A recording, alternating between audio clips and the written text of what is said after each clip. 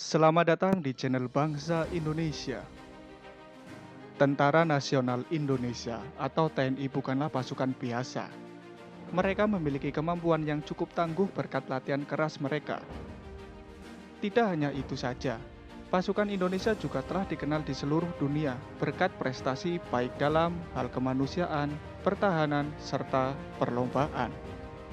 Seperti juga tentara negara lain, Indonesia juga memiliki pasukan khusus yang bernama Komando Pasukan Khusus atau Kopassus. Ternyata pasukan ini juga pernah berhadapan langsung dengan pasukan khusus dari negara lain. Dan berikut ini adalah 5 pasukan asing yang pernah berhadapan dengan tentara Indonesia. 1. Tentara Gurkha.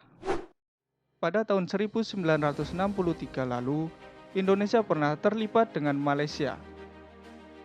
Pasukan Malaysia yang kewalahan minta bantuan dengan Inggris yang mengirim pasukan komando SAS dan pasukan Gurkha.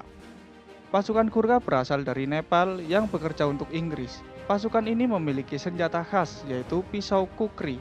Dengan pisaunya ini mereka bergerak dengan cepat, menggolok musuhnya dalam pertempuran di Sakikilo pada 10 Juli tahun 1964. Satu peleton tentara nasional dari Kalimantan Utara berhasil meraih kemenangan lawan 2 peleton Gurkha. Dalam pertempuran tersebut, 20 tentara Gurkha tewas namun tidak ada satupun korban jatuh dari tentara Indonesia. Sementara itu, pertempuran melawan tentara Gurkha di Gunung Tepoy, Kalimantan pada 21 November berakhir dengan kekalahan dengan pihak TNI. Tentara Gurkha berhasil menyerang Batalion 421 Raider dari Divisi Diponegoro yang berakhir dengan tewasnya 24 prajurit TNI.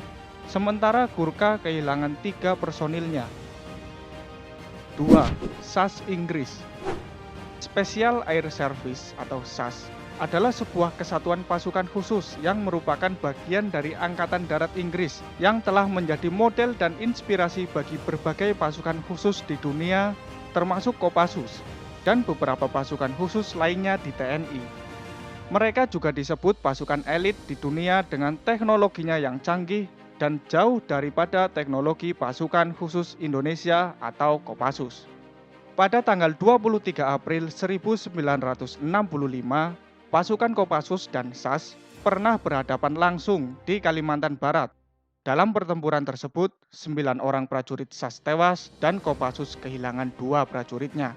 Tentara Indonesia pernah berhadapan langsung dengan tentara SAS.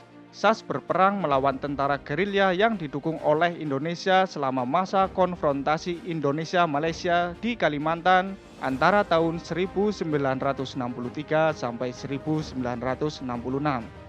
Den Bravo Paskas TNI AU diberitakan dibentuk dan direkrut berdasarkan model unit SAS ini.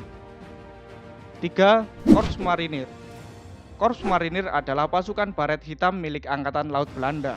Ketika di Indonesia terjadi konflik Trikora, Belanda mengandalkan pasukan ini dalam pertempuran melawan TNI.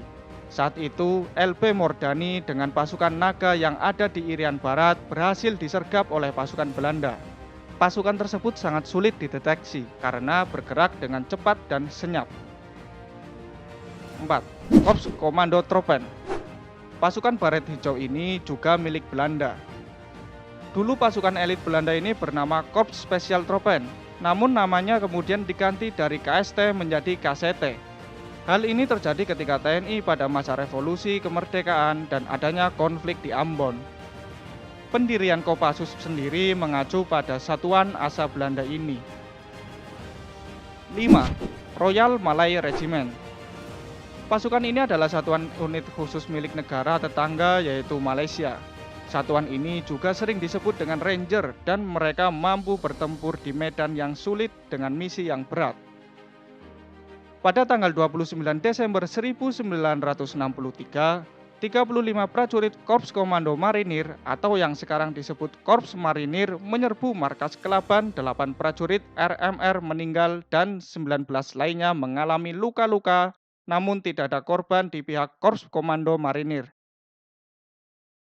Itulah 5 pasukan asing yang pernah berhadapan langsung dengan Tentara Nasional Indonesia. Terima kasih telah menonton video ini dan jangan lupa subscribe, tekan loncengnya, like, dan jangan lupa komen di kolom bawah ini. Terima kasih telah menonton dan sampai jumpa.